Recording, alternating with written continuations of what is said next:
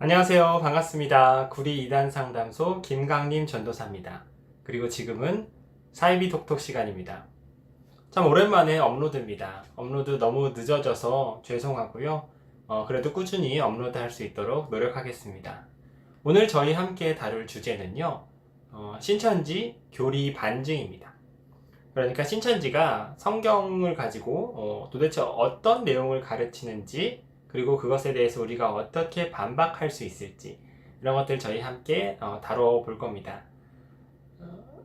아무래도 그런데 이제 교리적인 내용을 이제 다루다 보니까 평소보다는 조금 난이도가 있을 수 있어요. 좀 어려울 수 있어요.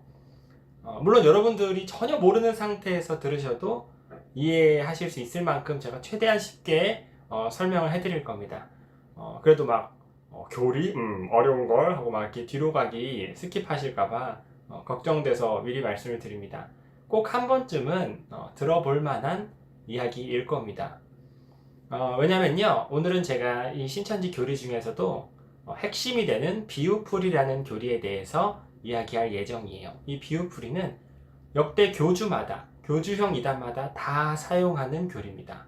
아주 중독성 있고 해악성도 심한 아주 위험한 교리예요.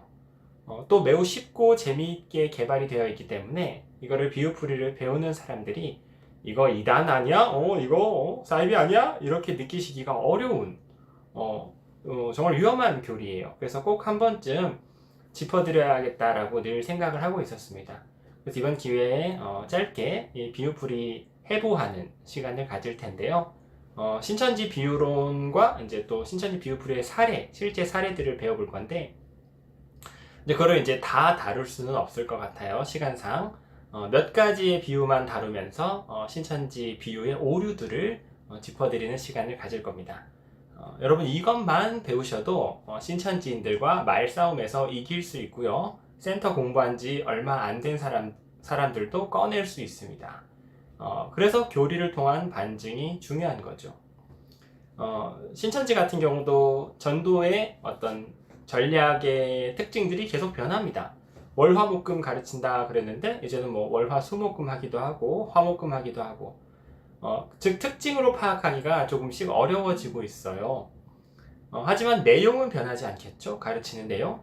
그러니까 내용을 알려드려서 예방을 하면 그것만큼 효과가 좋은 것이 없다는 거죠. 그렇죠? 그래서 오늘 꼭 집중해서 들어주셨으면 좋겠습니다. 그럼 신천지 비유풀이 반증 지금 바로 시작합니다. 자, 첫 번째, 신천지의 비유론을 배워볼 겁니다. 이거는 신천지가 이 비유라는 성경의 비유라는 것을 어떻게 생각하는지 한번 다뤄볼 거예요. 시작하기 전에 말씀드릴 건 제가 이제 이 반증을 하는 시간이란 말이에요. 그래서 성경책을 가지고 여러 가지 이야기들을 할 거예요. 왜냐하면 신천지도 성경책을 가지고 장난을 치니까 저도 성경책을 가지고 반증을 할 수밖에 없겠죠. 그렇다 보니까 뭐 이제 성경에 친숙하지 않은 분들 혹은 비기독교인 분들은 이 영상을 보시고 좀 이렇게 이해가 더 어려우시다거나 거부감이 느껴지실 수 있어요. 하지만 너무 당황하지 마시고, 사이비 종교와 반박하는 어떤 논박을 할 때 이런 식으로 하는구나, 이렇게 감을 잡으시면 될 것 같아요. 제가 크로마키 기술을 할 줄 모르고 크로마키 천도 없고 조형도 없어서 오늘은 그냥 이렇게 일시적으로 PPT 사진을 띄워서 진행을 하겠습니다. 자, 신천지의 비유론. 먼저 첫 번째, 성경에는 짝이 있다. 이게 신천지의 첫 번째 주장입니다. 짝교리라고 말해요. 짝교리. 성경에 어떻게 짝이 있죠? 남녀가 있나요? 이런 뜻이 아니라 성경 보면 여러분 구절이 있어요. 구절. 몇 장 몇 절 이런 거 아세요? 몇 장 몇 절? 이런 식으로. 그러니까 성경의 구절, 창세기 1장 1절 이런 식으로 구절과 구절이 짝이 맞는다. 한 구절이 문제면 한 구절은 해답, 한 구절이 예언이면 한 구절은 성취, 이런 식으로 그림자가 있고 실상이 있다, 이런 식으로 이제 신천지 교리가 있습니다. 그러니까 예를 들어 마태복음 13장 31절에서 32절은 누가복음 8장 11절이랑 연결된다, 뭐 이런 식, 뭐 그런 게 있어요. 즉 이게 이제 신천지 나름의 신천지 방식의 성경 읽기 방법인 거죠. 성경 해석법, 짝교리라고 말합니다. 물론 요즘은 신천지가 짝교리를 이렇게 막 매우 강조해서 가르치지는 않아요. 그렇다고 들었습니다. 옛날에는 되게 강조했는데 이 짝교리에 대해서 정확한 저희 반증이 나왔다 보니까 신천지에서 살짝 이제 짝교리는 안 가르치는 추세예요. 하지만 신천지 교리의 뼈대가 되는 비유풀이에 그 중에서도 뼈대가 되는 게 짝교리다. 꼭 한번 제가 짚고 넘어갈 필요가 있었습니다. 이거 무슨 말이냐면요. 뭐 성경에 남녀의 짝이 있는 것처럼 이런 해괴한 교리를 가르치는 이런 주장이 어디서 나왔냐면 이사야서 34장 16절. 이제 신천지는요, 어떤 주장을 할 때 성경 구절을 근거로 들어요. 봐봐, 성경에서 이렇게 얘기하잖아. 그러니까 우리 말이 맞아. 라고 신천지 강사들이 주장해요. 이것도 그런 겁니다. 물론 이제 그 성경 구절을 사용하는 방식이 옳은가, 이거를 잘 이제 살펴봐야 되는데, 그 신천지 센터에서 공부하는 사람들은 그걸 이제 전문적으로 살펴볼 어떤 훈련이 되어 있지 않기 때문에 신천지 강사들이 성경 구절을 근거로 들어서 어떤 주장을 딱 해버리면 거기서 배우는 사람들은 이거 정말 맞는 말이구나, 성경적이다, 참 기독교적이다, 이렇게 생각을 하는 경우가 많다는 거죠. 성경에는 짝이 있다. 근거가 뭐냐면요, 이사야서 34장 16절 말씀을 볼까요? 한번 보면요, 성경에 이런 말이 있습니다. 너희는 여호와의 책에서 찾아 읽어보라. 이것들 가운데서 빠진 것이 하나도 없고 제 짝이 없는 것이 없으리니 이는 여호와의 입이 이를 명령하셨고 그의 영이 이것들을 모으셨음이라. 그러네요. 여호와의 책에서 찾아 읽어보라. 여호와의 책이 뭐죠? 성경. 이것들 가운데서 빠진 것이 하나도 없대요. 그리고 제 짝이 없는 것이 없으려니, 그러니까 짝이 있다는 거네요. 성경에 짝이 있다? 신천지 말이 옳아 보입니다. 그렇죠? 그리고 신천지 강사들이 이런 말을 해요. 성경에 문제가 있으면 어디서 답을 찾아야 하죠? 백과사전에서 찾아야 합니까? 아니죠. 성경에 문제가 있으면 성경에서 답을 찾아야 합니다. 성경의 짝은 성경에 있습니다. 이러면 그 센터에서 배우는 사람들이 맞네, 그럴듯하네, 이렇게 생각을 하는 거죠. 자, 이렇게 기반을 닦고 시작합니다. 그래서 실제로 신천지에서 냈던 책들을 보면 이 짝교리의 흔적이 남아있어요. 신탄 같은 경우 그의 입이 이를 명하셨고 그의 신이 이를 모으셨기에, 이건 방금 이사야서 34장이 인용된 것을 확인할 수 있습니다. 또 이만희 교주 저서 천국비밀 계시록의 진상을 보면 말씀의 짝을 맞추어 해설하며 은혜의 불바다가 되곤 하였다. 보이시죠? 짝교리. 또 도서출판 신천지 감추었던 만나, 말씀에는 짝이 있다 하셨는데 여기서 짝이란 비유의 말씀과 그 뜻을 말하는 것입니다. 여기 비유풀이의 핵심이 나왔죠. 성경에 어떤 비유로 표현된 것들이 많이 있어요. 비유가 뭐죠? 비유? 우리 구독자님들은 마음씨가 얼마나 착한지 천사 같아, 이런 게 비유예요. 그렇죠? 내 친구는 얼마나 성격이 둔한지 코끼리가 따로 없어, 이게 비유예요. 그렇죠? 성경에도 그런 식으로 설명을 위해서 사용된 것들이 있을 겁니다. 신천지는 그것에 대한 원래의 뜻이 있다고 생각해요. 제가 조금 이따 또 설명을 해드리겠지만 그 원래의 뜻과 그 비유가 짝을 이룬다, 이렇게 생각하는 겁니다. 자, 지금 신천지 비유론 배우는 거예요. 자, 두 번째. 첫 번째는 성경에 짝이 있다. 두 번째는 성경의 비밀은 숨겨져 있다. 이거 아주 중요한 신천지 핵심 문장입니다. 성경은 그러니까 일종의 암호책, 고도의 암호체계로 어떤 비밀을 숨겨서 보관하고 있는 책이다 라는 거예요. 왜냐하면 이제 천국 비밀을 대적이 뭐냐면 사탄, 마귀가 그 소중한 시크릿 비밀을 알아서는 안 되기 때문에 이거를 고지고대로 써놓는 것이 아니라 애둘러 말하는 어떤 암호체계를 통해서 써놓을 필요가 있었다라는 게 신천지의 주장이에요. 그 암호체계가 바로 비유다라는 거죠. 여기까지 이해가 되시죠? 그러므로 비유는 일종의 자물쇠 역할을 합니다. 성경책은 잠겨 있는 거예요. 성경책 꽁꽁 숨겨져 있습니다. 비유라는 자물쇠로 보물은 소중히 다뤄야 할 필요가 있으니까요 라고 신천지에서 강조합니다. 그리고 저 자물쇠를 여는 마스터키, 저 자물쇠를 열 수 있는 키가 누구에게만 있다고 가르칠까요? 이만희 교주에게만 그 열쇠가 있다고 가르칩니다. 즉 계시를 받은 그 성경의 모든 것을 통달한 우리의 위대하신 이만희 총회장님만 그 열쇠를 열 수 있고 그 성경에 숨겨진 비밀을 알려줄 수 있다 이런 거예요. 이런 주장에도 역시 나름대로의 신천지의 성경 구절 근거가 있겠죠. 그게 어디냐면요. 마태복음 13장 13절에서 15절입니다. 같이 한번 읽어볼까요? 그러므로 내가 그들에게 비유로 말하는 것은 그들이 보아도 보지 못하며 들어도 듣지 못하며 깨닫지 못함이니라. 이거 지금 예수님께서 하시는 말씀이에요. 이사야의 예언이 그들에게 이루어졌으니 일러스되 너희가 듣기는 들어도 깨닫지 못할 것이요 보기는 보아도 알지 못하리라. 이 백성들의 마음이 완악하여져서 그 귀는 듣기에 둔하고 눈은 감았으니 이는 눈으로 보고 귀로 듣고 마음으로 깨달아 돌이켜 내게 고침을 받을까 두려워함이라 하였느니라. 이 구절을 읽어봤을 때 정말 뉘앙스가 내가 그들에게 비유로 말하는 것은 그들이 보아도 보지 못하며 들어도 듣지 못하며 깨닫지 못함이니라 이렇게 말씀하시니까 그 뉘앙스가 마치 비유라는 그 암호를 이용해서 사람들이 보아도 제대로 못 보도록 들어도 제대로 듣지 못하도록 결국 깨닫지 못하도록 보호하고 있다. 비유라는 암호 체계를 이용해서 이걸 좀 숨기고 있다. 이런 식의 뉘앙스로 실제로 느껴진단 말이에요. 그러니까 사람들이 이런 신천지 주장을 딱 듣고 이 성경 구절을 딱 읽으면 아 진짜 그렇구나. 일리 있네. 이렇게 생각하는 거죠. 결국 우리는 성경을 고지고대로 보면 안 되는 겁니다. 신천지 주장에 따르면요. 왜냐하면 비밀이 숨겨져 있으니까요. 비밀을 제대로 알아야겠죠? 그 비유를 제대로 배워서 성경에 숨겨진 참 의미를 알아야 된다. 이게 신천지 비유풀이 그리고 센터 들어갔을 때 처음 배우는 내용의 핵심인 거죠.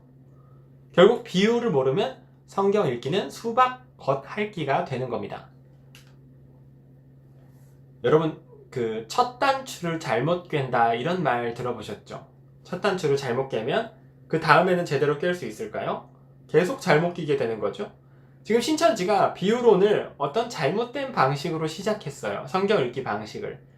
그런데 이게 첫 단추를 잘못 깼으니까 그 이후로는 점점 극단적이고 이상한 소리가 나오는 방향으로 잘못 깨는 방향으로 갈 겁니다. 문제는 이 센터에서 공부하는 사람들이 딱 첫 단추를 잘못 꼈을 때 강사님 뭔가 오류가 있습니다 하고 딱 그 오류를 인지하고 문제를 파악했어야 되는데 그러지 못했던 겁니다. 왜냐하면 성경 구절에 근거가 있다 보니까 그런가 보다 하고 그걸 받아들였던 거죠. 그러면은 그 이후에 계속되는 오류에 있어서 저항할 수 없게 됩니다. 사람이. 자, 이러한 신천지의 주장에 대해서 반박을 해보겠습니다. 먼저 짝교리에 대해서 먼저 반박을 해봐야 합니다. 짝교리. 아까 이사야 34장 16절 그거 읽고 신천지에서 짝교리를 주장했던 거죠. 하지만 거기서 34장 16절에 나오는 짝이란 말은요. 성경 구절의 짝이 아니라 사실은 동물의 짝입니다.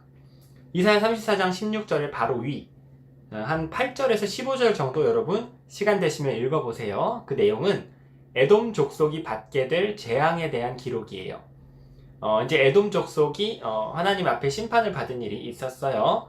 근데 그 심판이 얼마나 강렬했는지 그 성이 다 망해서 다시는 나라를 못 세우고 그 화려했던 궁궐에는 온갖 가시나무와 엉겅퀴와 막 야생초들이 우거지고 이거를 매우 시각적인 묘사로 그려내는 것이 이사야 34장입니다. 그래서 그 궁궐에 들깨와 타조가 살게 되고 가증스러운 들짐승들 또 야생초, 올빼미, 부엉이가 살 것이다. 그들이 알을 까고 그 동물들이 새끼를 낳아 서로 짝을 지어 살게 될 것이다. 라고 굉장히 을씨년스러운 분위기에 막 까마귀가 깍깍 날아다니고 그거를 이제 묘사하는 거죠. 그 다음에 16절에 이르러서 너희는 여호와의 책에서 이것을 찾아서 읽어보라. 이것들 가운데 빠진 것이 없으리니 제 짝이 없는 것이 없으리니 이러면 여기서 말하는 제 짝 할 때 그 짝이 올빼미, 부엉이, 짐승의 짝일까요? 아니면 뜬금없는 성경 구절의 짝일까요? 당연히 짐승의 짝이죠. 이런 것을 두고 문맥을 고려한 해석이라고 말해요. 문맥 흐름. 이 성경 구절은요, 최초에 성경이 쓰여질 때부터 구절이 있었던 건 아니에요. 이거는 사람이 읽기 편하게 하려고 후대에 구절을 그렇게 새겨놓은 겁니다. 15절, 16절, 17절 이렇게 잘라놓은 거예요. 임의로. 그러니까 그 구절이 절대적이라고 생각하시면 안 됩니다. 이야기의 흐름, 내용의 흐름 안에서 우리는 성경을 파악해야 해요. 이거 정말 중요합니다. 그런데 신천지는 자기 임의로, 그러니까 신천지가 주장하는 바에 대해서 근거로 쓰기 위해서 성경 구절을 필요한 거를 쑥 뽑아다가 임의로 사용하는 겁니다. 이걸 쥐고 막 흔드는 거예요. 매우 잘못된 방식의 성경 해석이라는 걸 여러분 꼭 기억하시기 바랍니다. 자, 두 번째, 아주 중요합니다. 아까 신천지가 예수님께서 비밀을 숨기기 위해서 비유로 감추셨다 그랬죠? 왜냐하면 대적에게 들키면 안 되니까. 그래서 눈으로 보아도 보지 못하게, 귀로도 듣지 못하게 이랬죠? 그런데 사실은 예수님께서는 비밀을 숨기고 싶지 않으셨어요. 이 비밀이 뭘까요? 예수님께서 말씀하시는 비밀, 바로 하나님 나라의 비밀입니다. 여러분께 친숙한 단어로 표현해 드리자면 천국 비밀, 천국. 기독교 세계관에서는 천국과 지옥이 있죠. 예수님께서 이 땅에 2000년 전에 오셨을 때 천국에 대해서 사람들에게 전파하셨어요. 그러니까 매우 직접적인 형식의 전도를 하신 겁니다. 사람들에게. 마태복음 4장 17절, 예수께서 전파하여 이르시되 회개하라, 천국이 가까이 왔느니라. 마태복음 9장 35절, 천국 복음을 전파하시며 마태복음 10장 7절, 전파하며 말하되 천국이 가까이 왔다.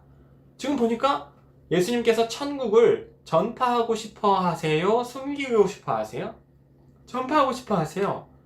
마태복음 24장 14절, 천국 복음이 모든 민족에게 증언되기 위하여. 누가복음 16장 16절, 하나님 나라의 복음이 전파되어. 사도행전 1장 3절, 하나님 나라의 일을 말씀하시니라. 아주 그런 구절이 많은데요. 제가 핵심적인 것 몇 가지만 지금 가져온 겁니다.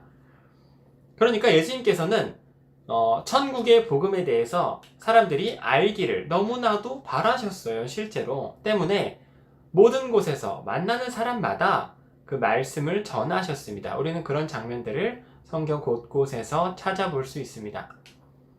그리고 무언가를 더 잘 설명하고자 하실 때 예수님은 비유를 매우 즐겨 사용하셨어요. 누가복음 7장 31절, 또 이르시되 이 세대의 사람을 무엇으로 비유할까? 무엇과 같은가? 지금 예수님께서 혼잣말 하시는 장면이에요. 이 세대의 사람을 내가 뭘로 비유하면 좋을까? 어떻게 할까? 즉 예수님께서 뭘 설명하고자 하실 때, 사람들에게 이해를 돕고자 하실 때 비유라는 도구를 가져다 쓰신다는 거예요. 신천지의 주장과는 지금 정반대 주장을 제가 하고 있는 겁니다. 신천지는 비밀을 숨기기 위해서 비유를 사용한다. 그렇게 말해버리니까 결국 그걸 풀어줄 사람이 필요하고, 이 자물쇠를 열어줄 사람이 필요하고, 열쇠를 제공해줄 사람이 필요한 거예요. 그런데 저는 그럴 필요가 없다. 예수님께서는 그걸 숨기고 하신 게 아니라 더 잘 설명하고자 비유를 사용하셨다라고 저는 주장하는 겁니다.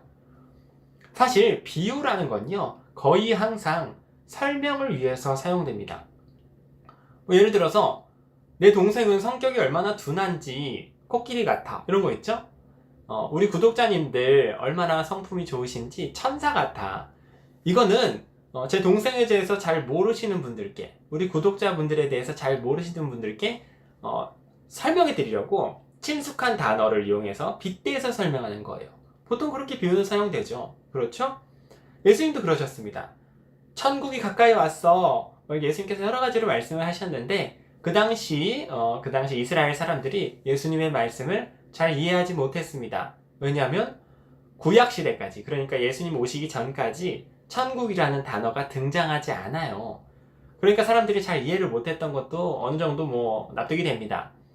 그러니까 예수님께서 사람들이 더 잘 천국에 대해서 이해하게 하시려고 그 당시 사람들이 친숙하게 알고 있던 것들, 그 당시 사람들이 사회 생활에서, 본인들의 생활에서 잘 경험하고 있던 것들에 빗대서 이 천국의 다양한 특징들을 설명하시기 시작한 거예요. 그게 사복음서에 나타나는 여러 가지 천국에 대한 비유였던 겁니다. 또 마가복음 4장 33절, 예수께서 이러한 많은 비유로 그들이 알아들을 수 있는 대로, 비유를 통해서 못 알아듣게 한다 그러셨어요? 아니면 보니까 알아들을 수 있다 그러셨어요? 알아들을 수 있게 비유로 말씀하셨대요. 진실로 예수님께서는 사람들이 알아듣기를 바라셨습니다. 자, 그렇다면 아주 중요한 걸 하나 짚어봐야 됩니다. 아까 신천지가 근거로 든 구절이죠. 그렇다면 왜 예수님께서는 마태복음 13장 13절에서 내가 그들에게 비유로 말하는 것은 그들이 보아도 보지 못하며 들어도 듣지 못하며 깨닫지 못함이니라 라고 마치 비유가 사람들의 이해를 막기 위해서 사용되었다는 듯한 말씀을 하신 걸까요? 자, 그런데요, 이거에 대한 반박을 시작하기 전에 우리는 구절을 잘 관찰해 봐야 돼요. 이 구절을 보면요, 예수님께서 내가 비유로 말하는 이유는 이렇게 말씀을 시작하시죠. 그러면서 이 비유의 대상자들이 이 비유로 인해서 못 깨닫기를 바라기 때문이다, 그렇게 말하시기보다는 약간 이런 뉘앙스입니다. 내가 이렇게 비유로 말하는 건 그들이 이미 못 깨닫는 상태에 있기 때문이다 라고 말하시는 것처럼 저는 느껴집니다. 자, 결론적으로 말씀드리냐면요, 예수님께서는 마음이 완악하여진 자들 라고 성경에 표현된 사람들이 있어요. 이 사람들은 기필코 그 복음, 예수님께서 지금 전파하고 계시는 천국에 대한 내용을 거부할 것을 예수님은 아셨습니다. 무슨 말로 해도, 비유로 말하면 뭐로 하든 절대 거부하고 예수님 말씀 안 들을 거야 라고 반응할 걸 예수님은 아셨어요. 왜냐하면 그들의 귀를 하나님께서 직접 막아버리셨기 때문입니다. 이게 무슨 뜻일까요? 예수님께서 마태복음 13장에 말씀하시는 이 구절은 사실은 이사야 6장 9절에서 10절을 인용하신 겁니다. 구약 성경이죠. 그 당시 이스라엘 백성들에게 이 이사야서는 매우 익숙한 성경이었을 겁니다. 이사야는 유명한 선지자였으니까요. 그 구절을 한번 볼까요? 이사야서 6장 9절. 여호와께서 이르시되, 즉 하나님께서 말씀하시되, 가서 이 백성에게 이르기를 너희가 듣기는 들어도 깨닫지 못할 것이요 보기는 보아도 알지 못하리라 그러세요. 10절. 이 백성의 마음을 둔하게 하며 그들의 귀가 막히고 그들의 눈이 감기게 하라. 염려하건대 눈으로 보고 귀로 듣고 마음으로 깨닫고 다시 돌아와 고침을 받을까 하노라. 이러셨습니다. 즉 하나님께서 이 백성들이 회개하고 돌아오기를 원하지 않으셔서 이 백성들의 귀를 막아버리시고 직접 하나님께서 그 눈을 감겨버리신 겁니다. 왜 이렇게 하셨을까요? 이거는 공의로운 하나님의 속성을 보여줍니다. 자, 오늘의 내용 중에서 가장 어려운 부분을 제가 다루고 있어요. 여러분 너무 당황하지 마세요. 갑자기 그동안 쉬운 내용으로만 말씀하시던 김강림 전도사님이 매우 어려운 내용 갑자기 막 말하니까 섭섭해요. 그러지 마시고 이 부분만 넣으면 나머지 내용은 쉽고 재밌습니다. 자, 하나님은 공의로우시다. 이게 무슨 뜻이냐면 공의롭다. 이거는 죄와 이제 상벌이 명확하다. 이렇게 이해하시면 돼요. 죄에 대해서는 벌을 줘야죠. 잘못했으니까. 잘한 것에 대해서는 상을 줘야죠. 잘했으니까. 우리 세상에서도 그렇죠. 막 끔찍한 죄를 저지른 사람이 체포되어서 법정 앞에 섰습니다. 그런데 재판관이 한번 용서해 줍시다. 어물쩍 이렇게 넘어가나요? 그렇지 않죠. 잘못한 것이 있으면 벌을 받아야 돼요. 하나님은 절대 전능하신 이제 기독교적 세계관 안에서 전능하신 하나님이시고 공의로우세요. 그렇기 때문에 죄와 벌이 명확합니다. 그러면 벌을 받아야 할 사람은 벌을 받아야 돼요. 그렇죠? 여기까지 이해가 되시죠? 여기서 우리가 하나 더 알아야 될 건 하나님은 절대 전능하시다. 이제 기독교적인 세계관 안에서요. 그러면 우리는 그걸 이제 그 교리를 반드시 전제해야 됩니다. 하나님께서 전지전능하시다. 신이시니까요. 모든 것은 하나님의 통제 안에 있다. 우리는 이거를 이제 전제해놓고 성경을 읽어야 돼요. 그렇죠? 만약 하나님이 좀 절대 전능하지 못하시고 실수가 있으시다 이래버리면 그분께서 약속해 주신 인간 구원도 좀 불안정해지겠죠? 그러니까 저희는 그럴 수는 없죠. 자, 그렇기 때문에 하나님께서 전능하시고 모든 것을 통제하신다. 이거는 무슨 뜻이냐면 어떤 사람이 구원받고 어떤 사람이 구원받지 못하고 이게 완벽히 하나님의 통제 안에 있다는 거예요. 여기까지 이해가 가시죠? 자, 그러면 어떤 사람이 구원받으면 이건 왜 이 사람이 어떻게 구원받은 걸까요? 하나님께서 그 사람이 구원받기를 원하신 거예요. 어떤 사람이 구원받지 못했다면 이거는 왜 구원받지 못한 거죠? 공의로운 하나님의 성품 안에서 그 사람이 구원받기를 원하지 않으셨던 거예요. 즉 구원받기 원하지 않으셨기 때문에 마음으로 돌이켜 깨달아 고침을 받을까 걱정되어 그 귀를 막아버리신 겁니다. 이게 성경이 말하는 교리인 거죠. 물론 이 부분은 여러 가지 교리적인 논쟁 그리고 지금 신학계에서 활발하게 벌어지는 여러 가지 토론으로 연결될 수 있는 부분이라서 제가 매우 강조해서 말씀드리거나 깊게 파고 들어가기는 좀 어려울 수 있습니다. 하지만 신천지 교리에 대해서 반증하는 입장에서 제가 설명해 드리는 거니까 너무 깊게 파지 마시고 이해해 주시면 되겠습니다. 그런 관점에서 봤을 때 예수님은 하나님께서 어떤 사람들의 귀를 막아버리셨다는 사실, 즉 그들은 구원받기를 원하지 않으신다는 사실을 예수님은 아셨어요. 아셨습니다. 그러면 즉 예수님 앞에서 지금 이 천국에 대한 내용을 듣고 있는 사람들은 어떤 사람은 마음이 열려있는 상태고 어떤 사람은 닫혀있는 상태인 거예요. 그러므로 예수님께서는 마음이 열린 자들에게는 더 이해에 도움이 되고 마음이 닫혀있는 자들에게는 그들을 오히려 미궁에 빠뜨리게 하는 비유라는 도구를 즐겨 사용하신 겁니다. 여러분, 이 비유는 그런 효능이 있어요. 뭐 완벽한 비유는 아니지만 제가 하나 비유를 들자면 제 구독자님들은 마음씨가 너무 착하셔서 천사 같아요. 그렇죠? 그리고 제가 다른 사람들에게 우리 사이비톡톡 구독자님들은 천사야 그랬어요. 그랬더니 우리 구독자님들을 잘 아시는 분들께서는 우리 강림씨가 이 구독자님들의 착한 성격 때문에 천사라고 하는구나 라고 이해하고 맞지 천사지 그랬어요. 그런데 우리 구독자님들은 잘 모르시는 분들께서는 착각을 할 수도 있겠죠. 왜 천사라고 그랬을까? 강림씨가 구독자가 모자라서 하늘의 천사들이 구독자가 되었다고 혼자 착각을 하는 건가? 뭐 이렇게 생각을 할 수도 있겠죠. 좀 논리적인 비약인데, 그러니까 이 비유라는 게 사전 이해가 있는 사람에게는 그 이해를 더 돕는 역할을 하고요. 사전 이해가 전혀 없는 사람은 더 미궁에 빠뜨리게 하는 그런 역할도 한다는 거예요. 그래서 예수님께서 이렇게 말씀하신 겁니다. 마태복음 13장 11절에서 12절. 대답하여 이르시되 천국의 비밀을 아는 것이 너희에게는 허락되었으나 그들에게는 아니 되었다. 무릇 있는 자는 받아 넉넉하게 되되 없는 자는 그 있는 것도 빼앗기리라. 그러세요. 있는 자는 받아 넉넉하게 되되, 그러니까 이해가 도움이 더 되고 없는 자는 잘 못 알아들은 사람, 마음이 닫혀있는 완악한 자들은 더 못 알아듣게 되는 일이 현장에서 일어났던 겁니다. 여기서 우리가 알아야 할 중요한 사실은요, 신천지는 분명히 비유는 오로지 비밀을 감추는 수단일 뿐이다. 자물쇠일 뿐이다. 비밀을 꽁꽁 감췄기 때문에 이 비밀을 풀어야 된다라고 주장했단 말이에요. 그런데 알고 보니까 이 비유 덕분에 오히려 더 넉넉하게 되고 더 잘 이해하게 된 사람들이 있었던 겁니다. 이런 사람들에게는 비유가 자물쇠보다는 어떤 횃불, 조명의 역할을 비유가 감당했던 거죠. 그렇기 때문에 무조건적으로 성경이 감춰져 있다라고만 주장하는 신천지의 주장이 잘못된 거예요. 무조건적으로 감춰진 게 아니라 성경은 감춰진 적이 없었던 거죠. 그렇죠? 신천지 주장이 잘못된 겁니다.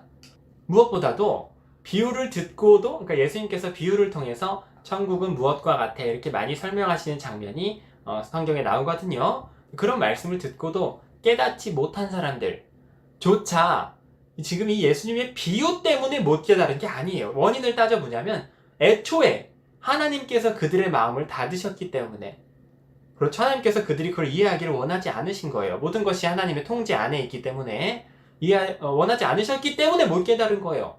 예수님의 비유 때문이 아니라. 예수님의 비유가 거기에 어떤 추가적인 기능을 했을지는 몰라도 비유가 원천적인 원인이 되지는 않았던 겁니다. 예수님께서는 기본적으로 오히려 비밀을 잘 설명하시기 위해서 비유를 사용하셨다고 저는 생각해요. 그래서 마태복음 13장 34절 35절 이런 말씀이 있습니다. 예수께서 이 모든 것을 무리에게 비유로 말씀하시고 비유가 아니면 아무것도 말씀하지 아니하셨으니 이는 선지자를 통하여 말씀하신 바 내가 입을 열어 비유로 말하고 창세부터 감추인 것들을 어떻게 하리라? 드러내리라 함을 이루려 하심이라. 이렇게 성경에 기록되어 있습니다. 비유로 말하고 창세부터 감추인 것들을 꽁꽁 싸매리라. 꽁꽁 숨겨서 아무도 못 보게 하리라. 2000년 후에 이만희 교주가 와서 계시받았다고 주장하면서 그 비유의 비밀을 풀어낼 때까지 아무도 모르게 하리라? 그게 아니라 드러내리라. 비유를 통해서 비밀을 드러내리라 라고 성경에 기록되어 있네요. 그렇죠? 즉 예수님께서 비유로 말씀하셨기 때문에 사람들이 듣기는 들어도 깨닫지 못한 것, 이게 아니라 이미 하나님께서 그들의 마음을 막으셨기 때문에 못 깨달았던 거예요. 예수님께서 그걸 아시고 마음이 열린 자들은 복음을 받아들이게 하고 마음이 닫힌 자들은 비밀을 더욱 오리무중에 빠지게 하시려고 비유라는 신의 한 수를 사용하신 겁니다.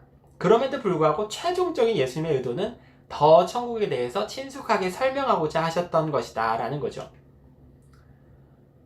그러므로 비유가 오로지 비밀을 감추기 위한 수단이다 라고 보는 것은 절대적으로 옳지 않습니다. 마음이 완악하여진 자들이 귀를 막은 것은 비유가 아니라 하나님의 예정하신 뜻이었고요. 비유는 오히려 다른 이들에게는 설명을 돕는 역할을 충분히 감당했습니다. 따라서 예수님께서 이사야서 6장 9절에서 10절의 말씀을 인용하신 이유는 이 사람들이 못 깨닫게 하려고 내가 비유로 말하는 것이야 라는 의미가 아니라 이들이 못 깨닫는 현상이 이렇게 나타나는 이유는 이미 이사야서에 예언되어졌단다. 하나님께서 그렇게 하신 거야 라는 것을 강조해 주시려고 그런 말씀을 하셨던 거죠. 그리고 설령 100번 양보해서 성경이 비유로 잠겨 있다 치더라도 그 자물쇠를 풀면 이미 알고 있던 복음이 나와야죠. 왜냐하면 바다 넉넉하게 된다 그랬잖아요. 바다 넉넉하게 된다는 건 이미 있던 것에 더해진다는 거예요. 그렇죠? 예수님께서 말씀하신 천국에 대한 내용이 더 더해져야 된다는 거예요. 비유를 풀어도 예수님이 나와야 된다고요. 비유를 풀면. 그런데 비유를 풀었는데 이만희가 나왔다. 그러면 잘못 푼 겁니다. 그렇죠? 이전 것들을 버리고 새로운 걸 얻어야 되잖아요. 이거는 넉넉하게 되는 개념이 아닌 거죠. 그렇죠? 잘못 푼 겁니다. 자, 지금까지 이렇게 신천지의 비유론을 다뤄보았습니다. 신천지가 비유를 어떤 식으로 해석하는가, 성경을 어떤 눈으로 보는가를 다뤄보았습니다. 좀 어려우셨죠? 최대한 쉽게 설명을 해드린 건데 어떻게 느끼셨을지 모르겠습니다. 너무 어려우셨다면 너무 어려워요 라고 댓글을 남겨주시면 다음에 제가 반증할 때는 더욱 쉽게 하겠습니다. 지금부터는 좀 쉬울 거예요. 그렇다면 신천지가 이런 관점으로 성경에 대해서 방금 어떤 눈으로 보는지 제가 설명해 드렸죠. 이런 관점으로 성경을 볼 때 어떤 현상이 나타나는가, 이걸 제가 실제적인 사례를 통해서 말씀드릴 겁니다. 신천지 비유풀이의 실제 사례. 겨자씨의 비유. 이거는 마태복음 13장 31절, 32절에 나오는 이제 성경에 나오는 비유인데요. 예수님께서 천국에 대해서 설명하실 때 사용한 여러 가지의 비유 중에 하나입니다. 한번 읽어볼까요? 또 비유를 들어 이르시되 천국은 마치 사람이 자기 밭에 갖다 심은 겨자씨 한 알 같으니 이는 모든 씨보다 작은 것이로되 자란 후에는 풀보다 커서 나무가 되매 공중의 새들이 와서 그 가지에 깃들이느니라, 이런 말씀이 있어요. 이거는 신천지 센터 들어가면 가장 먼저 배우는 비유 중에 하나입니다. 사실은 신천지에서는 겨자씨의 비유라고 말을 안 하고요. 이건 정통 기독교에서 이제 보통 겨자씨의 비유 그러고, 신천지에서는 씨, 밭, 나무, 새의 비유라고 말해요. 발음을 좀 조심해야겠죠? 씨, 밭, 나무, 새의 비유. 너무 빠르게 발음하면 안 됩니다. 왜 이런 식으로 신천지가 이 비유를 이제 부르냐면요. 이 비유, 지금 저희가 함께 읽은 이 비유 구절을 보면은 씨도 있고, 밭도 있고, 나무도 있고, 새도 나오네요. 그렇죠? 신천지인들은 이 단어 속에 이 비밀이 숨겨져 있다고 생각해요. 왜냐하면 성경을 암호책이라고 생각하니까요. 그렇죠? 성경에 비밀이 숨겨져 있는 암호책인데 이 구절이 고지고대로 느껴지겠어요? 아니야. 어떤 비밀이 숨겨져 있을 거야. 이렇게 생각하겠죠? 그렇죠? 아까 짝교리 기억나시죠? 그리고 성경의 문제는 어디서 푼다? 성경에서 푼다. 이러면 이 씨, 밭, 나무, 새의 짝을 찾아서 숨겨진 뜻을 알아내야 되는 거예요. 신천지 입장에서. 자, 신천지식 암호풀이는 짝교리에 기반한 단어 분해입니다. 그래서 신천지 강사는 자, 그렇다면 씨가 무엇인지, 그러니까 씨의 숨겨진 뜻, 이 암호로 표현된 이 씨의 원래의 뜻이 무엇인지 성경을 통해서 살펴봅시다, 이런 말을 하면서 어디로 가냐면요, 누가복음 8장 11절로 갑니다. 신천지에서는 뭐 누가 팔팔한 씨를 일일이 뿌렸나 뭐 이런 식으로 외우기도 해요. 읽어볼까요? 누가복음 8장 11절. 이 비유는 이러하니라. 씨는 하나님의 말씀이요. 이거를 센터에 있을 때 다 같이 읽어요. 성경책을 펴놓고. 그러면은 강사가 묻습니다. 여러분, 성경에서 말하기를 씨가 무엇이라 그러죠? 그럼 사람들이 대답해요. 하나님의 말씀이라 그러네요. 그럼 강사가 저 분홍색 글씨를 칠판에 적습니다. 씨는 하나님의 말씀이다. 씨는 equal, 무엇과 같다 라는 등호를 지금 사용했죠. 수학적 기호를. 그래서 사람들이 여기서 뭔가 이상한데? 이렇게 느끼지 않아요. 첫 단추를 잘못 깬 지도 한참 오래됐고 지금 한 7번째 단추를 깼고요. 성경에 역시 쓰여 있으니까요. 진짜 시가 말씀이구나. 그렇죠? 그걸 막 받아 적어요. 시는 말씀. 자, 두 번째. 이번엔 밭이 무엇인지 보겠습니다. 고린도전서 3장 9절로 갑시다. 그럼 또 다 같이 읽습니다. 우리는 하나님의 동역자들이요 너희는 하나님의 밭이요 하나님의 집이니라. 너희 지금 사람들을 향해서 밭이라고 말하고 있죠, 성경에서. 그러면 이 밭은 사람의 마음이나 또는 사람들의 모임, 교회를 의미하는 거구나. 그러니까 성경에서 밭이라는 단어가 나오면 사람의 마음 또는 교회를 의미한다고 우리 볼 수 있겠죠? 라고 강사가 말하면서 저 칠판에 저렇게 적습니다. 밭은 사람의 마음 또는 교회. 그럼 사람들이 막 또 받아 적어요. 엄청 쉽죠, 교리가? 자, 이번엔 나무가 무엇인지 보겠습니다. 이사야서 55장 12절. 들의 모든 나무가 손뼉을 칠 것이며. 여러분, 손뼉 치는 나무 봤습니까? 이런 식이에요. 그럼 사람들이 와하하 웃고 센터가 매우 재미있고 화기애애합니다. 그럼 강사가 이제 물어봐요. 그러면 나무는 도대체 뭘까요? 그럼 이제 대충 사람들이 감을 잡습니다. 사람이요, 그래요. 사람이요. 그럼 강사가 웃으면서 칠판에 나무는 사람 이렇게 적어요. 자, 비밀이 조금씩 풀리고 있어요. 그렇죠? 자, 마지막 하나. 씨, 밭, 나무, 새의 비유니까 새가 나왔네요. 새가 무엇인지 살펴볼까요? 새의 비밀을 풀어볼까요? 자, 마태복음 3장 16절로 갑시다. 예수께서 세례를 받으시고 곧 물에서 올라오실 새 하늘이 열리고 하나님의 성령이 비둘기같이 내려 자기 위에 임하심을 보시더니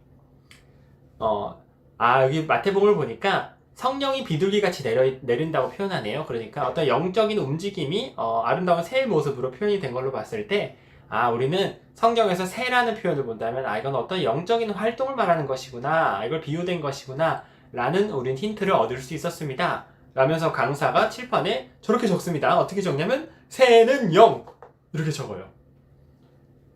여기서 잠깐 우리가 발견해야 할 문제가 있습니다. 혹시 아실 수 있을까요? 혹시 국문학과 계세요? 국어 국문학 전공 하신 분들은 제가 다음 페이지를 보여드리기 전에 문제를 알아차리셨다면 나 진짜 알았어요, 뿌듯합니다 라고 댓글을 달아주세요. 저기 성령이 비둘기 같이, 이 같이가 무슨 표현이죠? 국어적으로 직유법입니다. 직유법. 그렇죠? 무엇 같다. 우리 구독자님들은 천사 같다.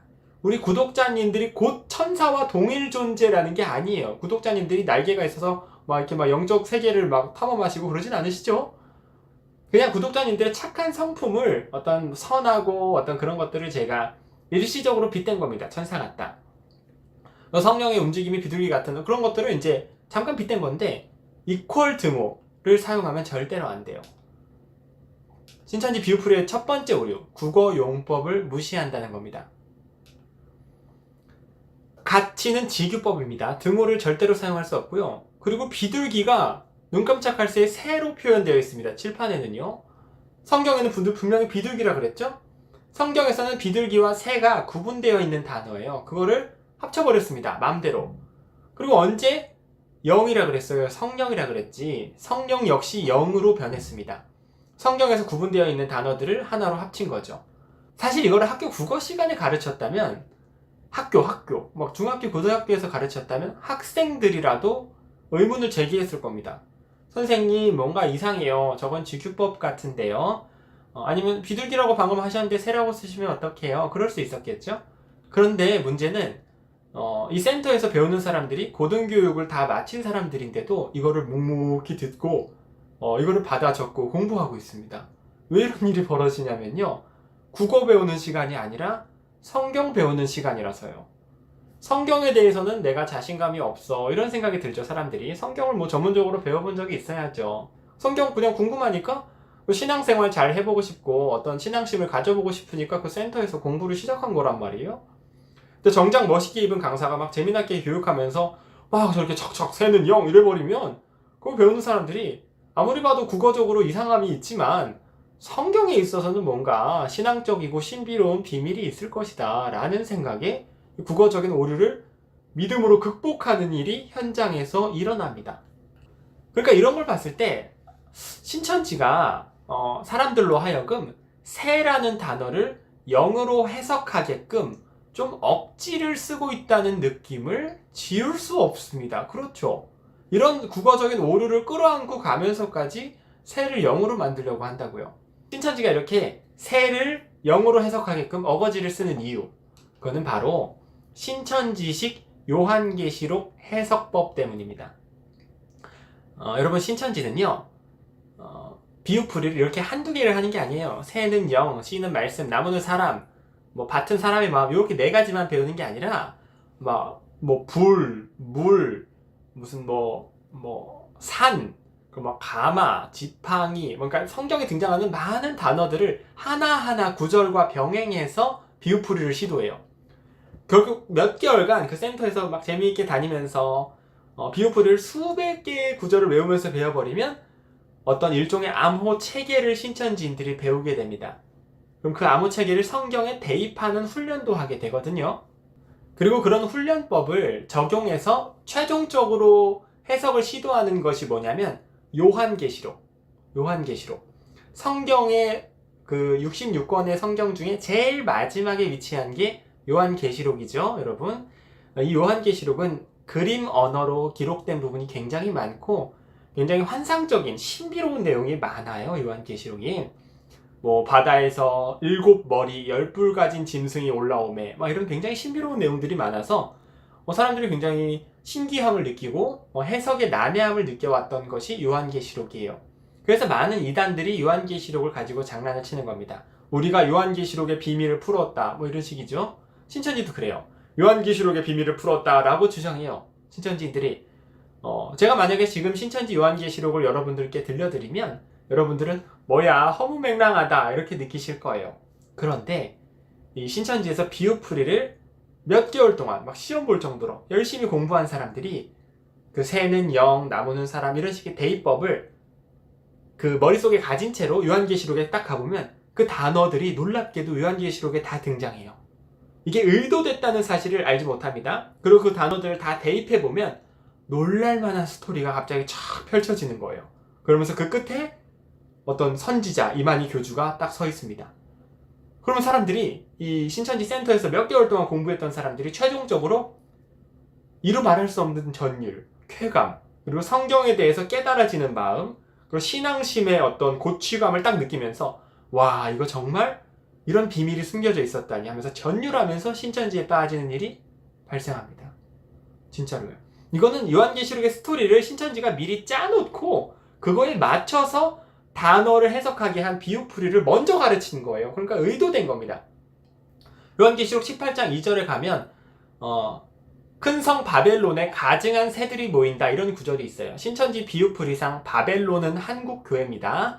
바벨론이 무너졌다. 이거는 한국 교회가 무너졌다는 거고요. 바벨론에 가증한 새들이 모였다. 이거는 가증한 영들이 모였다. 이렇게 해석이 되는 거죠. 이런 식으로 신천지가 원하는 스토리가 나오게끔 하려고 비유풀이를 가르쳐 놨던 거예요. 이거를 비유풀이를 배우는 당시에는 사람들이 이상함을 느끼지 못합니다. 누가 봐도 새를 영으로 해석하게 하려고 억지를 부름에도 불구하고 문제는요, 이렇게 되면 성경을 보는 눈이 완전히 고장이 납니다. 그 사람이 전문적인 치료를 받기 전까지 성경을 제대로 볼 수 없는 사람이 되어버려요. 너무 안타깝게도. 한번 신천지에서 교육받은 사람이 성경을 보다가 새라는 단어가 나왔어요. 새. 그러면은 신천지인이 생각하기에 이 새가 새로 보일까요? 영으로 보일까요? 영으로 보여요. 나무라는 단어가 등장했어요. 그럼 그게 나무라고 생각될까요? 사실은 사람이야 이렇게 생각할까요? 사람이라고 생각해요. 암호책이니까. 자기는 이 암호의 비밀을 안다고 생각해요. 신천지인들은. 그래서 에덴 동산을 보면은 선악과 맺는 나무가 있어요. 선악나무. 이거는 신천지인들은 선악의 말을 하던 사람, 선악의 목자라고 생각해요. 그리고 요한계시록에 가면 생명나무가 있는데 이거는 생명의 말을 하는 목자, 즉 이만희 교주라고 생각하고 완전히 기독교인들과 성경을 보는 방식이 완전히 달라지는 겁니다. 비유풀이에서 그렇게 되는 거예요. 여러분 그 군대에 가면요 무전기를 쓸 때 그런 경우가 있어요.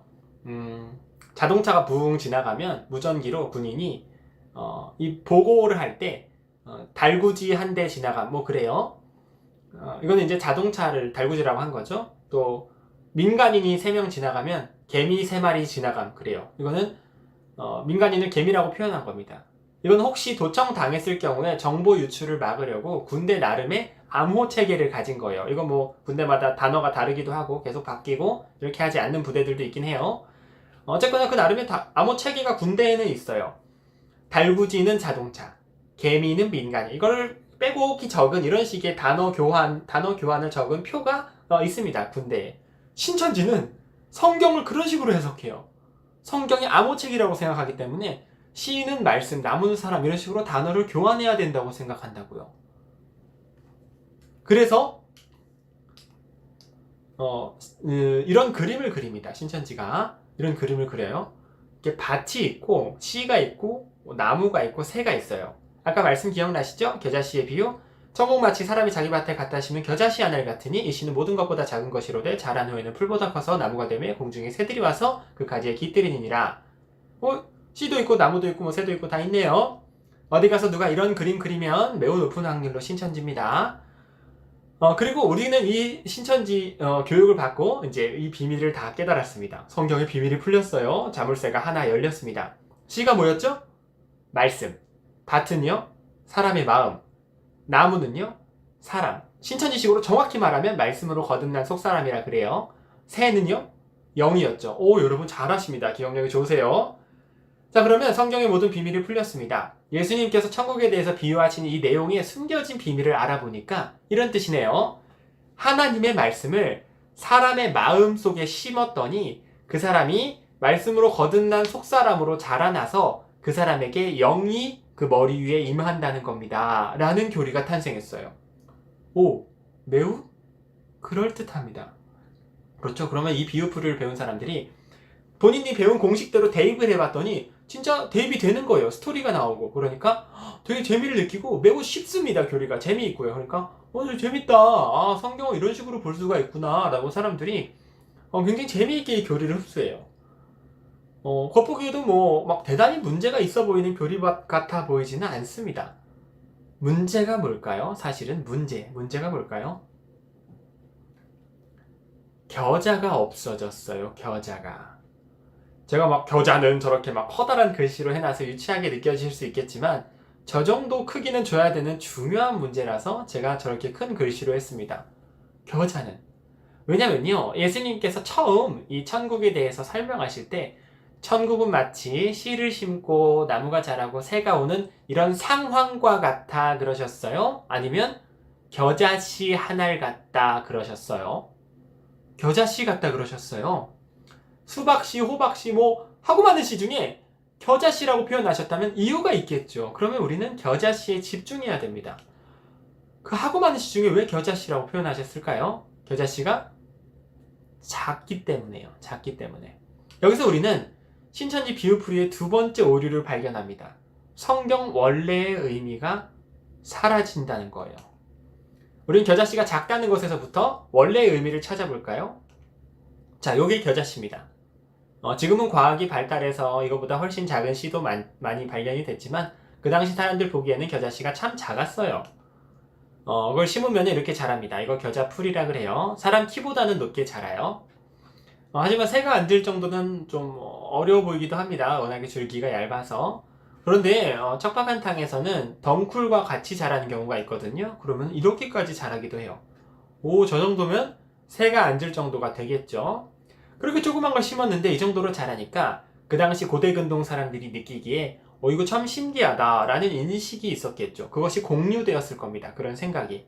그걸 아시고 예수님께서 천국이 이렇게 작은 데서 시작했는데 새가 깃들 정도로 큰 나무가 됐어. 즉 작은 데서 시작하여서 풍성해진다 라는 특성을 설명하고자 이 겨자씨 비유를 사용하신 거였어요. 사실은. 이거는 그 시작이 미약하였으나 그 끝은 창대해진다. 이런 식의 성경관에서도 일맥상통하는 해석인 거죠. 천국이 작은 데서 시작하여서 풍성해진다. 더 넓어지고 확장된다. 이런 의미입니다. 이런 예수님의 의도를요. 신천지식으로 멋대로 해석하면 예수님께서 의도하셨던 원래의 의미가 사라져버리고 마는 거예요. 겨자씨의 작았던 것, 그리고 풍성해지는 것, 이런 것들이 사라지는 겁니다. 신천지는 그게 겨자씨든 뭐 호박씨든 중요하지 않았겠죠. 씨가 중요했겠죠. 그렇죠? 이런 식으로 신천지가 교육하는 이유가 뭘까요? 일단 이렇게 교육을 하면요. 하나님의 말씀을 사람의 마음에 심는다 이랬으니까 말씀을 마음에 심으려면 말씀 공부 열심히 해야겠죠? 그렇죠? 그러니까 신천지 센터에 막 들어간 사람들이 성경 공부를 열심히 하기 시작합니다.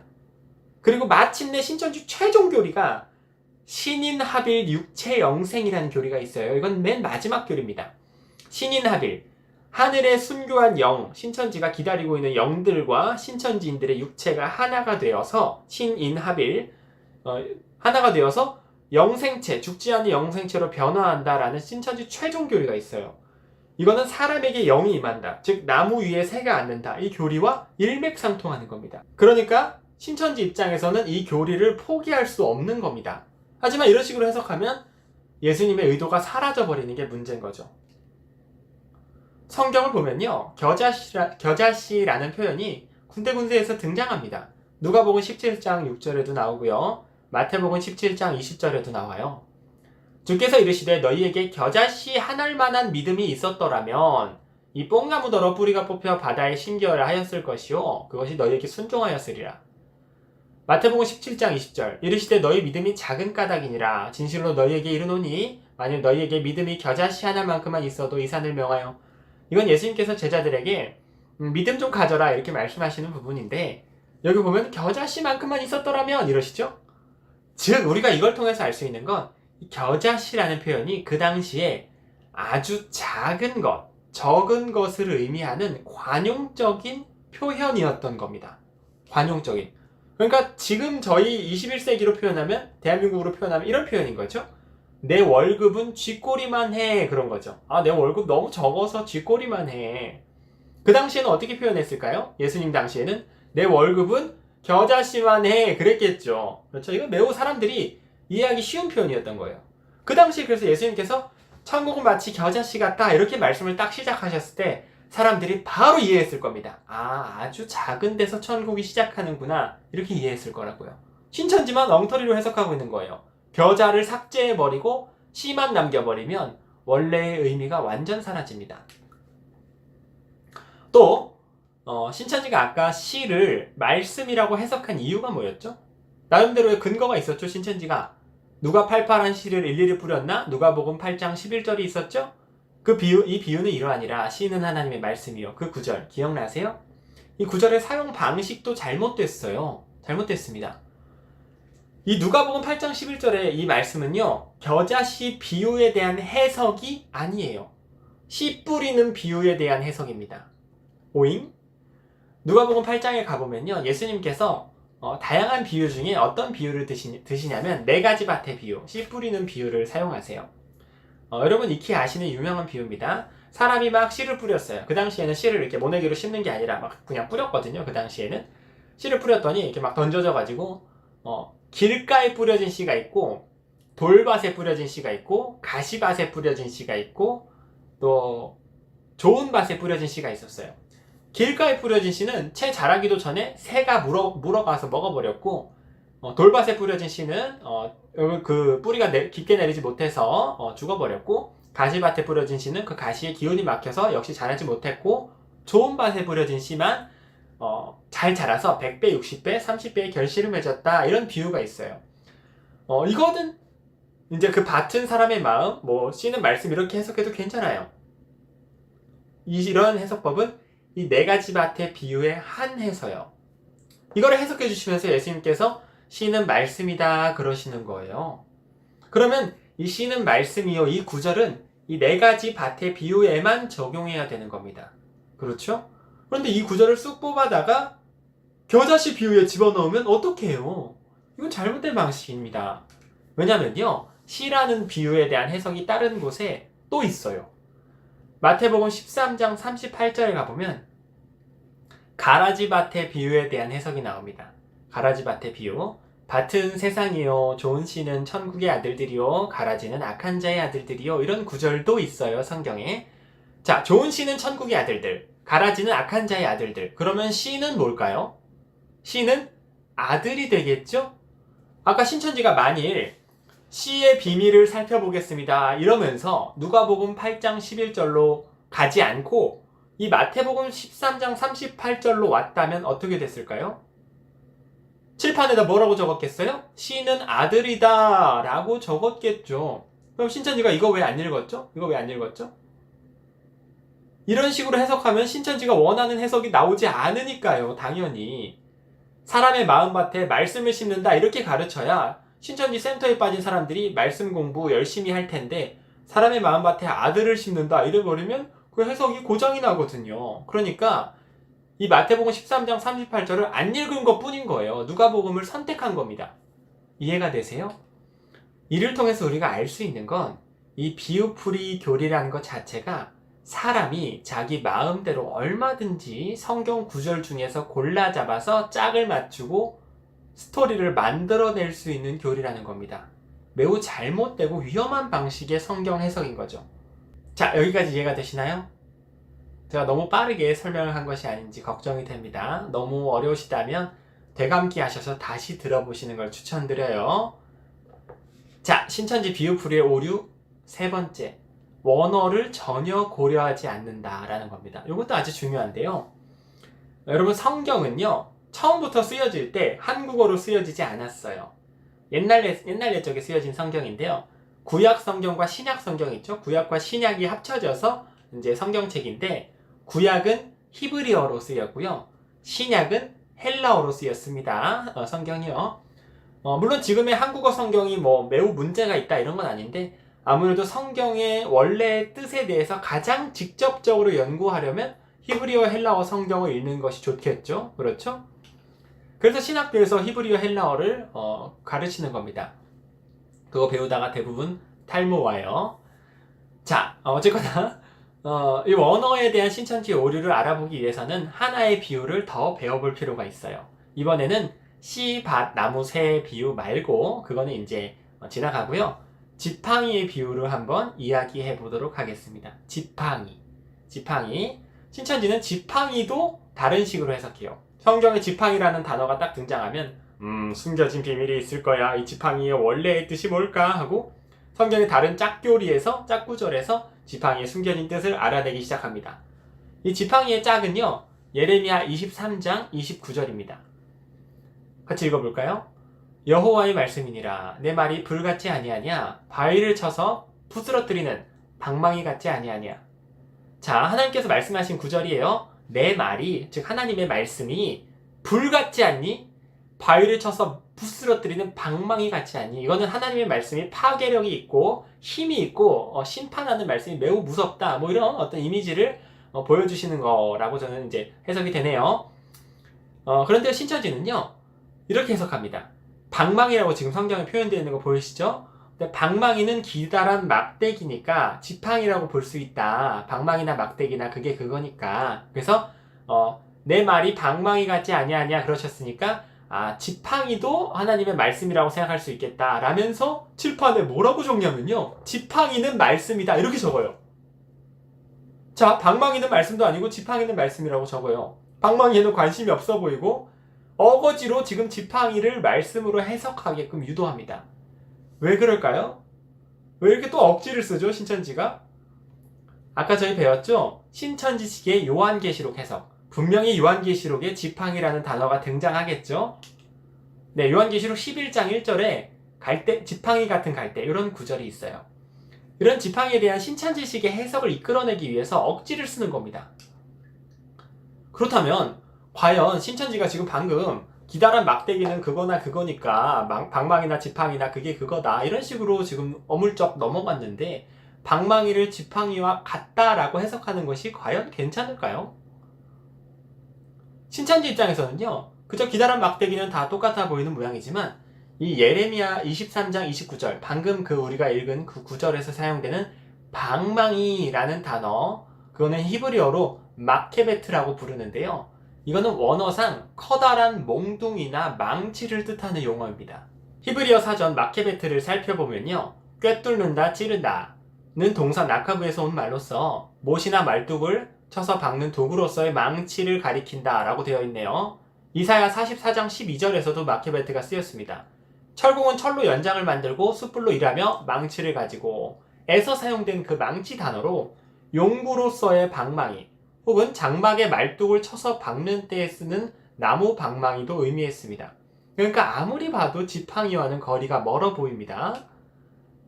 이걸 이 마키아베트가 성경의 다른 부분에서 또 어떻게 쓰였는지 한번 볼까요? 사사기에 보면요. 그 이스라엘 군대하고 싸우던 가나안 왕 야빈의 군대가 있었는데요. 그 군대 장관, 그러니까 군대 장군이 시스라라는 사람이 있었습니다. 그러니까 이스라엘 입장에서는 시스라가 악당이에요. 이 시스라가 이스라엘 군대하고 싸우다가 창창창 싸우다가 패배합니다. 패배하고 불사 도망치기 시작해요. 시스라가 도망쳐서 어디로 가냐면 시스라하고 이렇게 친했던 겐 사람 헤벨이라는 사람이 있어요. 제가 괜히 뭐 역사 이야기를 하는 게 아니라 그냥 이런 게 있다 이해하세요. 헤벨의 장막으로 시스라가 도망쳐요. 그 헤벨의 장막으로 도망쳤더니 헤벨은 없고 헤벨의 아내 야엘이라는 여자가 그 장막에 있었습니다. 시스라가 야엘님 저 좀 숨겨주세요 그래요. 시스라가 지금 도망치는 상황이니까요. 야엘이 이리 들어오세요 하고 시스라를 숨겨줍니다. 그리고 야엘이 시스라에게 이불을 덮어주고 우유를 따라와서 마시게 해요. 시스라가 우유를 마시고 이불을 덮고 긴장이 풀려서 잠듭니다. 시스라가 이렇게 잠든 걸 보고 야엘이 그 당시는 천막을 썼거든요. 옛날이니까 그 천막 말뚝, 나무 말뚝 그거를 뽑아다가 그 잠들어 있는 시스라의 관자놀이에다 대고 박아버려요. 이거는 이스라엘과 싸우던 적군의 나라 장군이 여인의 손에 처참하게 죽임당하는 것을 보여주죠. 사사기 4장 21절에 기록된 거예요. 시스라 그가 깊이 잠드니 헤벨의 아내 야엘이 장막 말뚝을 가지고 손에 방망이를 들고 그에게로 가만히 가서 말뚝을 그의 관자놀이에 박음해 말뚝이 꿰뚫고 땅에 박히니 그가 기절하여 죽으니라. 여기서 시스라의 관자놀이에 말뚝을 대고 야엘이 손에 치켜들고 있는 거 이게 바로 마케베트입니다. 이건 지팡이가 될 수가 없어요. 지팡이로는 말뚝을 박을 수가 없습니다. 그런 히브리의 원어의 의미 때문에 영어 성경에서는 아래와 같이 번역이 된 거예요. 이렇게 It's not my word like as a fire, says the Lord, and like a hammer that breaks the rock in pieces. 내 말이 불같지 아니하냐 여호와의 말씀이시다. 내 말이 바위를 쳐서 부스러뜨리는 조각내는 해머 같지 아니하냐 그러시잖아요. 해머. 로드가 아니에요. 성경에서 방망이라고 말하지 않고 지팡이라고 말하는 용어는 따로 있습니다. 그러니까 신천지가 그토록 원하는 기다란 막대기 얇은 지팡이라는 용어는 따로 있어요. 이거는 히브리어로 마테라고 부릅니다. 마테. 이거는 대체로 왕의 지팡이 혹은 권위와 능력을 상징했습니다. 이건 얇고 가느다란 막대였죠. 그러니까 갈대 같은 지팡이 그런 걸 이제 매우 얇은 지팡이였던 거죠. 시편 23편에 나와요. 내가 사망의 음침한 골짜기로 다닐지라도 해를 두려워하지 않을 것은 주께서 나와 함께 하심이라. 주의 지팡이와 막대기가 나를 안위하시나이다. 거기서 그 지팡이는 마테예요. 마케베트랑은 다릅니다. 저 왼쪽에 있는 것이 마테고 이쪽에 있는 것이 마케베트예요. 저 마케베트는 지팡이가 될 수가 없습니다. 야엘과 시스라의 장면이 대단히 충격적이고 좀 무서운 장면이라서 유명한 명화로도 많이 그려졌어요. 그 명화들입니다. 보면은 야엘이 딱 이렇게 치켜들고 있는 것이 전혀 지팡이 같아 보이지는 않죠. 이런 것이 바로 신천지의 원어를 놓친 오류라고 말할 수 있겠습니다. 원어에 대해서 관심이 없어요, 신천지인들은. 자, 신천지 비유풀이의 오류를 지금 살펴보고 있는 겁니다. 자, 신천지 비유풀이의 네 번째 오류. 비유를 무조건적인 공식 대입으로만 풀면 반드시 오류가 일어납니다. 반드시. 공식 대입은 문제점이 많아요. 공식 대입, 그러니까 뭐 시는 말씀, 나무는 사람 이런 식으로 달구지는 자동차 이런 식으로 함부로 공식을 대입해서 풀면 안 되는 게 비유거든요. 그건 너무너무 당연한 거예요. 시편 84편 11절 여호와 하나님은 해요 방패시라 이런 구절이 있어요. 이거는 이제 그냥 제가 만들어 본 겁니다. 신천지식으로라면 이제 하나님은 해요 방패시라 그랬으니까 이 구절을 읽으면 칠판에 뭐라고 적겠어요? 신천지가 하나님은 해, 하나님은 방패 그렇게 적겠죠? 하나님은 이퀄 해, 하나님은 방패. 그리고 요한계시록으로 헐레벌떡 가봅시다. 요한계시록 16장 8절 넷째 천사가 그 대접을 해에 쏟는다 라는 말이 있어요. 해에 쏟는다? 해가 뭐였죠 아까? 하나님. 그러니까 넷째 천사가 대접을 하나님에게 쏟는다는 의미가 되는 거예요. 하극상이군요. 말도 안 되는 말인 거죠. 성경이 잘못 해석되는 겁니다. 예레미야 46장 3절에 가볼까요? 너희는 작은 방패와 큰 방패를 예비하고 나가서 싸우라. 아까 방패 하나님이었죠? 작은 하나님과 큰 하나님을 예비하나요? 말도 안 되는 구절이죠. 즉 이런 식의 공식 대입은요, 조금만 해보면 매우 큰 잘못이 있다는 걸 우리 모두 알 수 있습니다. 이만희 교주는 성경에 숨겨진 이 비밀 자물쇠를 풀 수 있는 마스터키가 이만희 교주 본인에게만 있다고 주장해요. 이 비유를 나만 풀 수 있다. 이 비유에 풀 수 있는 이런 암호 체계를 가르침 받아야만 구원받을 수 있다. 그 사람들이 선택받은 14만 4천 신천지인들이다. 이렇게 가르치는데 마스터키가 아닌 거예요. 열쇠를 꽂아보니까 안 돌아가는 게 부지 기수인 겁니다. 그렇죠? 잘못된 성경 해석. 자, 신천지 비유풀이의 오류 5번째입니다. 어떤 구절을 비유로 해석할 것인가, 이것도 명확하지 않아요. 신천지는요, 솔직히 말씀드려서 본인들이 마음에 드는 구절을 비유로 해석해요. 비유로. 창세기에 보면은 선악나무와 생명나무가 있어요. 선악 열매 맺는 나무와 생명 열매 맺는 나무가 있는데 그 나무를 사람이라고 생각합니다. 그래서 선악의 말을 하는 사람과 생명의 말을 하는 사람으로 생각한다고요. 그런데 그 창세기 어디에도 이게 뭐 비유다, 뭐 예언이다, 숨겨진 비밀이다 이런 말이 창세기에 없거든요. 함부로 그걸 비유라고 자기 멋대로 생각하고 그거를 자신들만의 공식을 대입을 한다고요. 그런데 또 다른 곳에서 어떤 나무라는 구절을 보면 그건 그냥 나무라고 생각하기도 해요. 사도행전 5장 30절 너희가 나무에 달아 죽인 예수를 우리 조상의 하나님이 살리시고, 이런 구절이 있습니다. 이 나무는 십자가를 의미해요. 예수님께서 십자가에 돌아가셨으니까 나무에 달아 죽인 예수. 여기서 신천지인들은 나무는 말씀으로 거듭난 속사람이니까 신천지 암호 체계상 그럼 예수님께서 말씀으로 거듭난 속사람에게 매달려 돌아가셨나? 이렇게 생각할까요? 그렇게 생각 안 해요. 그냥 저걸 십자가로 생각합니다. 왜 그렇죠? 자기들 마음이에요. 솔직히 말씀드려서 신천지인들 마음이에요. 어떤 걸 비유로 보고 어떤 건 그냥 볼지 신천지 선택입니다. 선택이에요. 입맛에 맞는 부분만 비유로 풀고 해석이 난해한 경우는 그냥 놔두는 거죠. 자, 이렇게 첫 번째부터 다섯 번째까지 신천지 비유의 핵심적인 오류들을 잠깐 짚어봤습니다. 배워보니까 어떠세요? 아, 이거 사람들이 재미를 느끼만 하구나 라는 부분도 느껴주시고, 아, 이거 전문가를 통해서 배워본다면 참 금방 오류를 알 수 있는 건데 사람들이 그 센터의 분위기 때문에 모르고 있었구나, 이런 것도 좀 느껴지시나요? 앞으로 다양한 교리의 반증을 통해서 더욱더 알게 되실 겁니다. 신천지의 아전 인수격, 자의적인 해석을 말이죠. 마지막 농담을 한번 해보겠습니다. 원숭이 엉덩이는 빨개, 빨가면 사과, 사과는 길어, 사과는 맛있어, 맛있으면 바나나, 바나나는 길어, 길면 기차, 기차는 빨라, 빠르면 비행기, 비행기는 높아, 높으면 백두산. 이런 노래를 아실 겁니다. 원숭이 엉덩이는 빨개. 이 원숭이를 신천지는 백두산이라고 우기는 격인 거예요. 원숭이가 백두산입니다. 그럼 일반인 분들이 생각하기에 무슨 말이에요? 그러죠. 이만희 교주가 구원자입니다. 그러면 무슨 말이에요? 그러죠. 그런데 센터에서 몇 개월 동안 차근차근 원숭이가 사과래요. 성경을 봅시다. 몇 장 몇 절. 성경에 쓰여있네요. 그럼 사람들이 진짜 그러네. 원숭이는 사과. 이렇게 외워요. 또 몇 장 몇 절. 사과는 바나나입니다. 그럼 또 몇 장 몇 절. 성경에 진짜 그렇게 쓰여있네. 하고 사람들이 하나하나 그걸 납득하고 배우다가 마침내 원숭이가 백두산이라고 믿게 되는 거예요. 그런 일들이 일어납니다. 일종의 징검다리 효과죠. 돌을 하나하나 밟으면서. 재미있어요. 또 그 센터에서 배우는 게 이 새는 뭐 영, 나무는 사람, 이거를 또 퀴즈 하면서 또 레크레이션 하고 막 문화상품권 걸고 놀고 이러면요 너무 재밌어요. 센터 분위기가. 강사들도 재밌게 가르치고. 그럼 그 징검다리를 건너면서 사람들이 재미를 느낍니다. 성경 공부 너무 재밌어. 내 평생에 이렇게 성경 공부 재밌게 해본 적이 없는데 이 정도로 배우면 내가 신앙생활 좀 할만하다. 이런 생각하면서 사람들이 그 수백 개의 비유풀이를 다 배웁니다. 그렇게 가다가 이렇게 원숭이, 사과, 바나나, 기차 이렇게 가다가 맨 마지막에 가서 딱 보니까 웬 할아버지가 서 있는 거예요. 이 사람이 구원자래요. 이만희. 그러면 뭐야?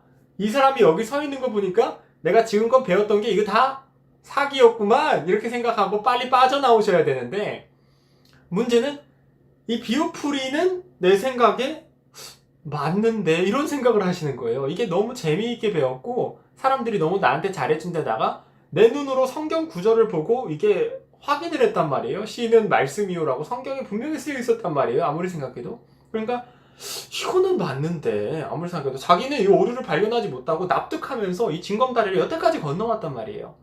그리고 갑자기 어떤 할아버지가 끝에 서 있으니까 좀 이상한 거예요. 이상하다. 아 그러면은 좀 징검다리를 더 건너보자. 이게 빨리 빠져나와야 되는 타이밍을 놓치고 거기서 더 비유풀이 심한 과정 요한계시록까지 가는 겁니다. 그럼 이 할아버지를 점점 많이 경험하게 되면서 더 받아들이게 되고 신천지에 빠지게 되는 거예요. 이런 것이 비유풀이의 위험성이라고 말할 수 있겠습니다. 이런 비유풀이의 어떤 해악성을 깨달은 사람들이 교주 밑에서 공부하다가 나가서 교주가 되는 거예요. 비유풀이를 이용하면 얼마든지 자기만의 스토리를 만들어낼 수 있기 때문이죠. 아주 위험한 교리입니다. 여러분 오늘 배우신 내용들 잘 기억하셔서 앞으로 등장하는 수많은 교주형 이단들 다 비유풀이 쓸 거예요. 그 비유풀이를 당당히 파회할 수 있는 이 시대에 실력 있는 사람으로 자라나가시기를 바랍니다. 오늘 제가 참 부족해서 여러 가지로 제대로 설명해 드리지 못한 부분이 많고 또 제대로 짚어드리지 못한 부분 많을 텐데 또 다음에 좋은 기회가 되면 더 자세한 설명 그리고 또 재미있는 신천지 교리 반증으로 찾아오겠습니다.